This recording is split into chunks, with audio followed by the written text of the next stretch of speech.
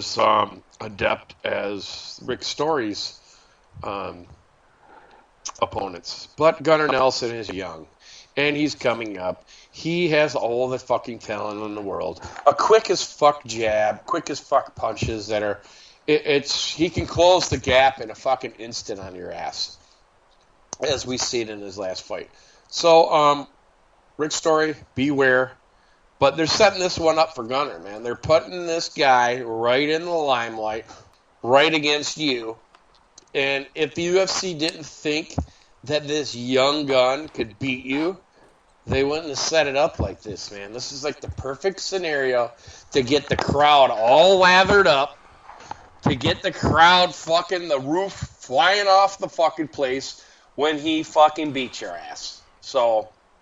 I'm not going to sit here and tell you how that you're going to get beat, but I think you're going to get beat. So it's hard to say, really, man. Yeah. No, I mean it's Gunnar Nelson is one of them guys. It's like since the first time I saw the guy, a couple fights ago, it's like this guy is just it's. I mean, watching Lyoto Machida is one thing. This guy really, I mean, to me, it's like. It's a little more shocking, really, because you're watching a guy that's so young and yet still undefeated, and, like Dan was saying, Rick Story, fought a lot of really good opponents. Rick Story has a win over Brian Ebersol, which I got to give Rick Story a little bit of credit for that. Brian Ebersol, we just saw Brian Ebersol this last weekend. Ebersol's a guy that will stand in and wrestle with anybody. So if Rick Story has that kind of wrestle ability, Gunnar Nelson's going to have a job on his hands. But we're going to see some groundwork from Gunnar Nelson, and we're going to see him getting back to his feet as well. I mean, there's a lot riding on it. You know what I mean? There's a lot of questions there. You know what I mean? And Gunnar Nelson's going to answer those questions. Rick Story might answer a few too. So. But they're on Rick Story's side, there's still losses to Kelvin Gastelum, Mike Pyle, Damian Maia, Martin Kampmann, Charlie Brenneman. Those are all very well-known names.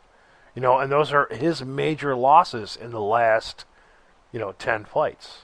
So it's something to look at, but at the same time, you look on the side of Gunnar Nelson. Gunnar Nelson has not seen that type, like you said, Dan, has not seen that type of that quality of opponent. You know what I mean? We got a Danny Mitchell, DeMarcus Johnson, Jorge Santiago, Omari Akhmedov, and then Zach Cummins. And I mean, Gunnar Nelson had no problem with a guy that was 30 pounds heavier than him in his Zach Cummings. Which some guys were giving him a lot of hard times with. Hey, man, this guy's like probably 30 pounds heavier coming into this fight with him, which was the I don't know the guy's name, man, but Gregory. Afra? No, the guy. He's an announcer.